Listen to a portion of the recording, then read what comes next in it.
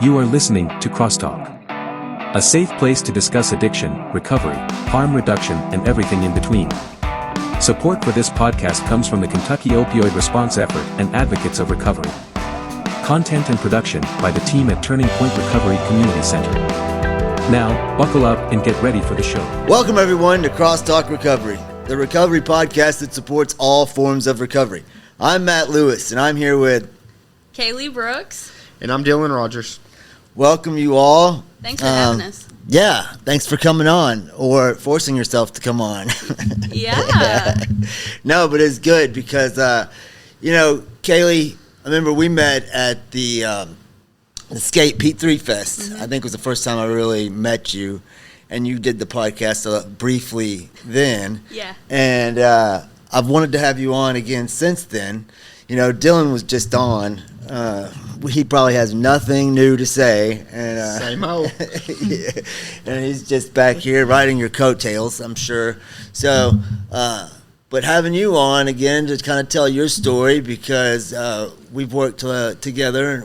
You work at Stepworks as well, mm-hmm. and you're doing a lot of good, and you're a fun person, so Thanks. You are. I'd like to think that I'm a good time, yeah. Yeah, I think so. So I want to learn more about you personally, and I'm sure as does our audience. Sure. So, what do you want to know, Matt? I'll tell you all the things. All of it. I mean, where were you born? Oh, period. Okay. And then what time? What's my sign? Understood. Right. Yeah. Well, I think really what's most relevant to this podcast is really how I got started in the field. Yeah. So I've been in the behavioral health field for about 7 years now. And it was ironic that I started in the field because I actually was working for the prosecutor before. And so it was definitely a transition in my way of thinking whenever I got started in the behavioral health field, specifically in substance use disorder treatment. And so, when I made that transition, I had to kind of retrain my brain whenever it came to interacting with people with substance use disorder. And so I started out working in a residential treatment facility. And, Dylan can attest to that is one of the most rewarding but also the most challenging positions to work in. Sure. And so I was fortunate enough to kind of grow and learn about the field from that experience. I was there for a short period of time over in Elizabethtown, Kentucky. And then I transitioned to another company where I was able to interact with individuals in the state with Kentucky Medicaid insurance. And so really my heart just kind of fell into that, dealing specifically with that population. And I always, at that company, had a great love for Stepworks. I was referring individuals that were in need of medical detox and residential to Stepworks at that time with that other company. And really, the quality of care that they were able to provide from an external referral source standpoint to me made perfect sense whenever I was looking for another job in the field. And so I landed here, and I absolutely love it. So talk about a little more about that transition period on how you looked at people struggling with SUDs, like from working at a law firm to working in recovery. I guess, were you on the prosecutor side or defense side? Okay. Yeah, so I worked directly with my local county attorney whenever he held that title. And I was young. I was 18. I was really, really kind of sheltered from individuals that struggled with substance use disorder. I personally don't have any, family ties or anything like that. I'm personally not a person in recovery. So, it was very much a transition in my way of thinking of, okay, we need to put these people under the jail, right? Because they're not all bad people or they are all bad people till they're not all bad people. Just realizing that they're struggling with something, and I think it's really now, trying to realize that these are just the behavioral manifestations of addiction. Yeah. And that person is not a bad person. I think also being surrounded by people that are in recovery, that that work for our company and also work, just in the field in general, that definitely gave me a new perspective for sure. Yeah, and that's a good perspective to have, because I know, like, myself, Dylan, we can attest to it. Like, we are not the people we used to be or that we were when we were on drugs. Definitely not. Right. I know that I always thought that I had a good heart, but I did a lot of things that hurt myself and hurt those that loved me, Right. Or were close to me, just because of my addiction. Right. And that, I don't let that define me anymore. I can't do anything about, like we talk about in recovery all the time, I can't do anything about what's happened in my past, but I can do everything about being a better version of myself moving forward. Right. And I see that happen with the people who are truly applying themselves to, once they go to treatment, to continue to do that afterwards. And that's where aftercare becomes so important. But yeah, I think that's cool that you've seen it from both sides, because that gives you that unique perspective of someone who's not in recovery. Like, we have that perspective being in recovery, because Right. we know what it's like out there, and not too many people take the time to look at it from both sides and to really understand that, what people struggle with. Well, and I think a lot of it too, sometimes people that get started in this field, like I said, they have a close personal reason for coming into the field. Yeah. I have no really close friends, or didn't at the time when I got started, or family that struggled with substance use disorder. And then I just ended up here and I just fell in love. I mean, honestly, to be able to watch someone turn their life into what they wanted it to be from what it was, that's just the most amazing thing. And honestly, for me, I just felt super lucky to be a part of that. I feel lucky to be a part of that with Stepworks, kind of behind the scenes and doing, outreach and doing what I do. So. Well, yeah, it feels good to help people, For sure. And I'm sure it feels way better to be a part of somebody changing their life for the better than to put somebody behind bars. Right. Right. So, and I do love Stepworks, man. Got a lot of friends that work over there. Dylan works over there. I love that how it's kind of like a family over there. The whole company is all behind the family model. And, I've seen a lot of people succeed coming through there. And so, we send as many people your way as we can. We appreciate that. Yes, we do. Dylan, what do you got to say for yourself? Anything else you want to talk about? I mean, I know that last time you were on, we talked about how you got here, but like now you're here truly representing Stepworks, so don't mess it up. Yeah, I know. No pressure, buddy. No pressure. I just love Stepworks and what we have over there. Just the brotherhood that we have in the building, and I know that you can't go in there, but if you would hear the laughters in the morning and just seeing where they're at when they first get there, and it's someone just broken, and their family's dropping them off, and then just in a matter of a couple weeks, just having that brotherhood over there, it really just brings light to my day every day when I go in there, and I'm just glad to be part of that today. And you was talking about a second ago, just looking at it from where we was at, me and Matt personally, and being in recovery now and understanding like that there is a better way, and being able to be part of that to help people find that better way. I'm just truly grateful to be in that. So, yeah. They're lucky to have you too, Dylan, over there. In your new role, you're doing a wonderful job. I love it. Yeah. Yeah. We love that you're there. Isn't this sweet? I'm going to tell a story. Want you to. Hopefully this is okay. My first experience going over to Stepworks in Paducah. Okay, and you guys were just opened. I was going over there to I forget, it was for work, and I was told to go over there, right? And I go there. I'd never been there, and I pull in the parking lot, and anytime like a normal person was, you think go to the front door of this place, right? Brother.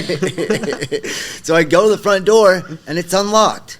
And I walk in, and I start walking through the halls and trying to find somebody, because the front door of the place is not the front door Correct. of the place. That is correct. And I knew a lot of people who worked there, or who were starting to work there because it just opened. But, of course, the person I run into was someone who I didn't know and who didn't know me. And they start freaking out, like, what are you doing walking back here? How did you get back here? I'm like, the door was open. And they escorted me out the back door, the front door, the entrance. And then some people I knew saw me, and everything was fine. But I thought it was funny, like, maybe you should keep the front door locked if no one's supposed to come through there. Yeah, but well, I know you guys, it was just they were working on it still, like doing work in there, and it was just a fluke thing. But I got in trouble my first time over there. Understood. Well, I will say that, yes, that door is locked now. It's locked now. It definitely stays locked now. We'll be right back. Hey, y'all. Did you know it's illegal to own just one guinea pig in Switzerland because they get lonely? Here at Turning Point, we don't want you to ever be lonely either. That's why we're open 7 days a week from 8 a.m. to 8 p.m. Always feel free to come hang with our friendly staff, and don't forget your guinea pig. We're located at 415 Broadway Street, downtown Paducah. Hello, everybody. You want to know something? My biggest issue with meetings is, despite their name, they are never about me. Here at Turning Point, all of our meetings are for you and about you. We have meetings at least 3 times a day, 7 days a week. We are located at 415 Broadway, Paducah, Kentucky. Call 270-444-3621 for more information. I think it was interesting whenever we first acquired that building, because I was like, how do you get in? Like, we've got the back parking lot, and so anyway, I think deliveries have been interesting. They have been. They've been interesting. Yeah, they don't know where to go either. They do now. They honestly, do now. honestly, we get 1 or 2 like every month maybe, but most people know to use the back door, which is confusing sometimes, but I like it. We were really lucky to be able to come out to Western Kentucky in general, though. I mean, we obviously serve multiple parts of the state, and we have six locations now. But coming to Paducah, that was it's been a really good experience. I think as someone that covers multiple markets in the state, talks to multiple people, I have to say that I was a little apprehensive about coming to a new market, people that I didn't know, but people were just so welcoming. I mean. I mean, Dylan's lived here, your whole life? Yeah. And so, being able to kind of be introduced to people that he knows and them see Stepworks culture, and, eventually, they're around us enough to where they know to use the back door. Right. I think that's been a pretty cool thing. Yeah, and talking about, I never worked in any other parts of the state, but just being able to have a Stepworks here in the western side of the state, which I've grew up here, and I know the recovery is so strong. Not to mention the recovery walk, and we got to see everybody once again, and everybody meets up. And it was fun, But to be part of that and have a Stepworks to be part of what we're doing here in Paducah is truly amazing. There's a lot of recovery in Paducah, and I'm glad that we're part of it. Yeah, we're glad to have you guys, and you guys are in a great location, close to downtown, and now. Aren't you guys like the only detox facility in the Western Kentucky? We are the only medical detox facility within 80 miles of Paducah. Crazy, really, but it's a awesome. Good thing. Yeah, at least you're there. Right. We're definitely happy to be able to bridge that gap for individuals that need us directly, and also our community partners. We really never want anyone to be kind of left holding the bag or scratching their head with someone that needs into treatment. Being able to provide that service 24 hours a day, 24/7 is a good thing. So, yeah, absolutely. And you guys are expanding over there a little bit. Yeah, Dylan, I'll let you. Yeah, we are. We're adding 12 more beds into our facility, so it'll be 36. We have a little ins and out things we need to do before we're taking off in that direction, but it's coming very soon. So, and we're looking forward to it. Which we had such a good feel with 24, and all the love that we have in that building. We're going to expand it by 12 beds, and I know that everybody on our end is very excited about it, and. Yeah, I think it's time we get that word out. So I think it'd be more beneficial. Okay. Oh, I'm glad I wasn't jumping the gun on that. No, yeah. I think, too, just across the board with all of our facilities, we really do push individualized treatment. There are a lot of places in the state that of course provide that, but I mean, we are not a facility that has 150, 500 beds. And I think that, whenever you walk in that building, whenever a patient and a staff member know each other on a first name basis, I think that, that kind of proves itself. 36 is a really 36 beds. I think that's a very intimate vibe. It's a very personal feeling whenever patients come in and they interact with staff, when they interact with, their peers too. I just think that the expansion will be good, but also we're not going to lose that feel of, individualized treatment. Yeah. No, I think it is important. Like, I don't think that's too many, and I'm glad that there's going to be more beds and more opportunities to help people down here. But too much more than that, and you will lose that. You know what I mean? Like, it's the intimate setting, especially for a 28-day treatment. Like, you really need to have time to focus with those guys, and those guys to get close.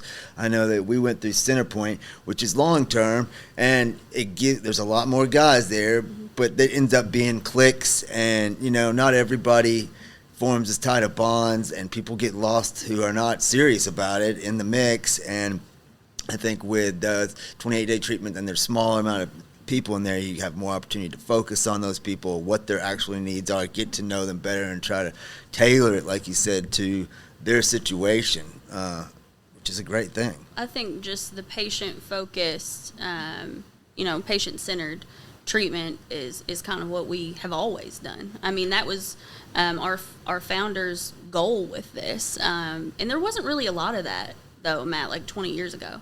No. And that was when we got started. And so we got started over in Elizabethtown, and then we really were intentional about what we did, or they were. I wasn't a part of the company then. I mean, I'm only 26, but they were very intentional about what they wanted to do and the goals that they had for the program, and how they really wanted to help people.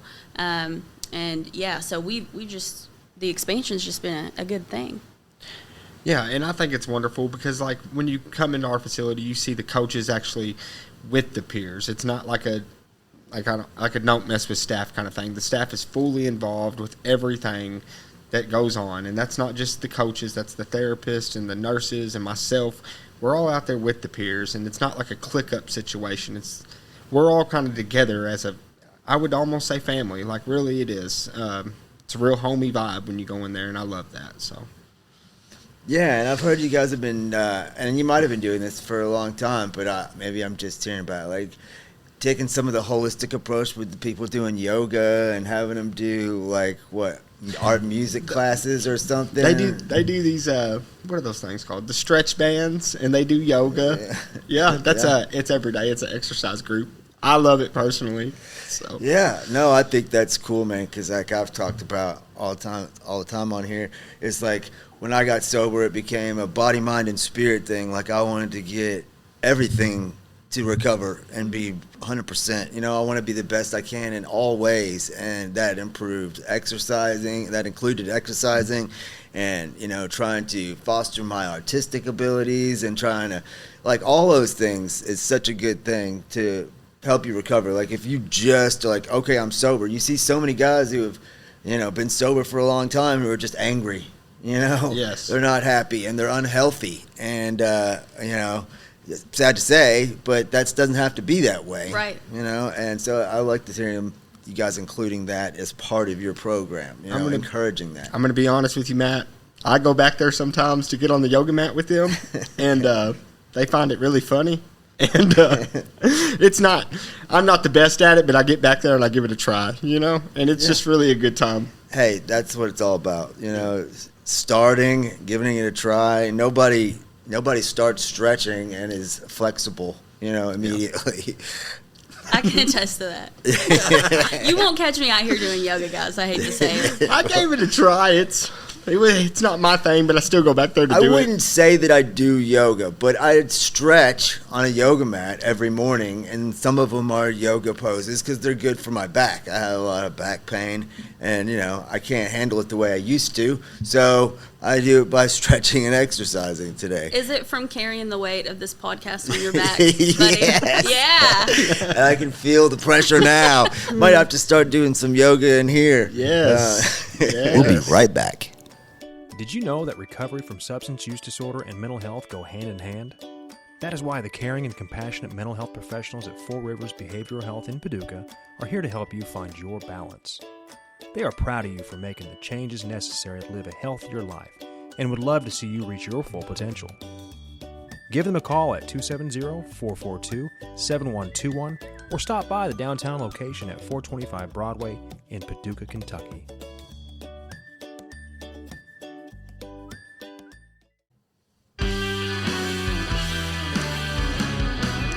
One thing I have always wondered is who put the alphabet in alphabetical order. At Turning Point, our goal is to help you put your life back in order. If you struggle or have struggled with substance use disorder and are in need of help, come see us at 415 Broadway Street, Paducah, Kentucky, or call 270-444-3621 and sign up for peer support services with one of our friendly staff who have lived experience with addiction. Hope to see you soon.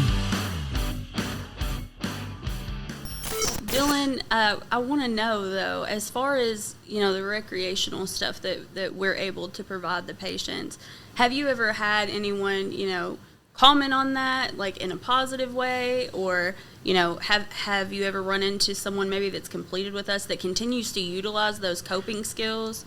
Most definitely. Between the, we do, it's like 3 or 4 different things a week. It's the yoga, we do the stretch bands, and then we just do this cardio. And you can count me out for cardio, brother. I'll get sweating in there too. Because that's the biggest thing is they're like, they want to see us do it with them. Like if it's not like a go back there, you have to do this. It's like, hey, come on, we'll all go do it together. Let's go do this. Yes. Yeah. So, and yes, I've seen people carry that on after leaving. So they tell you that they continue with the yoga. They buy their own stretch bands. They tell me that. No, I never had anybody tell me with the yoga, but I have heard the people that get out and have to ride bikes, which is very common, and it helped them. I would say that. So period. Yeah, I love that. You guys have a volleyball court or net. Oh, we love that. Yeah, I see you guys out there playing. I think all that's good. Like we played basketball at Centerpoint. We had volleyball. Cornhole is a big thing. You guys have cornhole. One thing I've heard a couple guys that came through Stepworks say is they don't understand why you guys don't have a ping pong table. We had one and it broke, and we actually have a which we plan on getting a new one. But I was just looking at it today. We still have our the chain. It says the King Kong of ping pong, and it says Stepworks on it. Stop it! I swear, I was looking at it today. It broke. It broke a couple months back, so we really need to get that going again. But you know what we do have? We do this thing called Saturday Night Live, and we have karaoke, and now that's a good time. Oh yeah, that's always fun. We did that at Centerpoint. It's always the time because guys who are quiet and don't say anything, all of a sudden they'll jump up there and you'll be like, you can sing? Like, what are you doing? It's a good time. We do line dancing on Saturday Night Live, and that's a good time too. I'm not good at these things, but I do them with them, and I love it. Yeah, well, as we all talk about, and like that's one of our favorite things early on in recovery is being able to laugh. Yes. Because we've been out there in the madness. We've been depressed and hopeless, a lot of us, especially right before we go to treatment.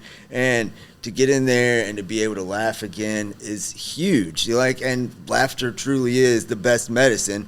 So you get in there and you start to laugh, and doing things like that, like whether you're laughing at someone else or laughing at yourself, either way, you're starting to heal inside, and you remember that, and you don't want to lose that a lot of times. And I think it's a good balance, because they're in groups. The whole first part of the day, they're with their therapist. They run all the groups in our facilities. And so by the time the weekend rolls around on Saturday Night Live, I think it's very beneficial for that bond to build, So you got to have fun in recovery. If you're not, then no. So we take the the first half of the days, we're in the groups, and the first Monday through Friday with the therapist, and then that Saturday Night Live is a real bonding moment for all the guys there. So I think it's a really good thing. Too, on the weekends, doing things like that, it keeps our people a little bit more engaged. They, like Dylan was saying, they've sat through those clinical groups, all week, and obviously, that's what they're there for. But I think that it's also helped us, and it's helped them stay more engaged. It's helped them want to build closer relationships with one another. So yeah, that's good. Yeah. Yeah, Dylan. Look at you. You're doing such a great job. Such a great job, buddy. I love it here. You know what I mean? That's why I came back so soon. I just love it here. Oh, man. Good. That's what we try to create an environment where people enjoy themselves. It's supposed to be fun. Do you guys have anything coming up this fall you want to tease? Dylan? How about you? All right. So we last year did a behavioral health summit where we were able to provide clinical CEUs and CEUs for peer supports over in the eastern part of the state. And it was just such a good time. It was a great networking experience. Yeah. We had people from multiple organizations. They were able to come and meet our London team, and it was awesome. And so we're going to replicate that over in the western part of the state, specifically for Paducah. And so we'll be offering 6 CEUs for social workers, drug and alcohol counselors, peer support specialists, and nurses. And so we're excited to also bring in that medical element this time around as well. And we're going to have some interesting topics. I think anyone that's ever done continuing education, there are definitely some things that you attend or you do online or whatever, and you're just like, oh my gosh, this is so monotonous. So we're going to try to bring some interesting topics to the table that people in the behavioral health field will be interested in learning about. So we're super excited about that. That is one of the things I really like about being a peer support and this profession is that you're encouraged to continue your education. And I enjoy learning, and everything, the language changes. There's so many different things that are constantly changing that you pretty much have to stay on top of. Absolutely. And so I enjoy that aspect because, if I'm going to get bored if I'm just like, that's why I know that I could never work in a factory again. Like anything where I was just like repetitive over and over again, I'm going to go crazy.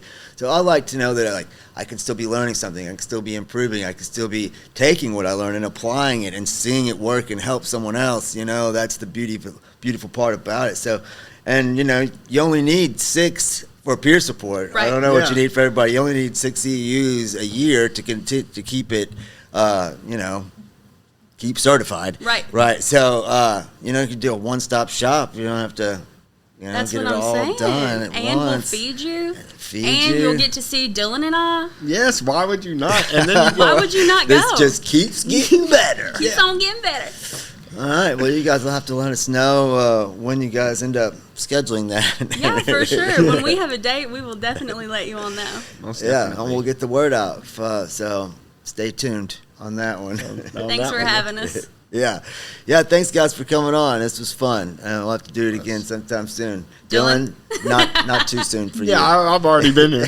I love it here. Anytime. All right. Well, check us out on YouTube or listen to our audio versions on Apple, Google, Spotify, Podbean, Amazon Music, and as always, stay grateful. Stay grateful. If you or someone you know is struggling with addiction or in recovery and needs guidance, speak with Turning Point's team of peer support specialists by calling 270-444-3621. You are not alone, and we are proof that recovery is possible.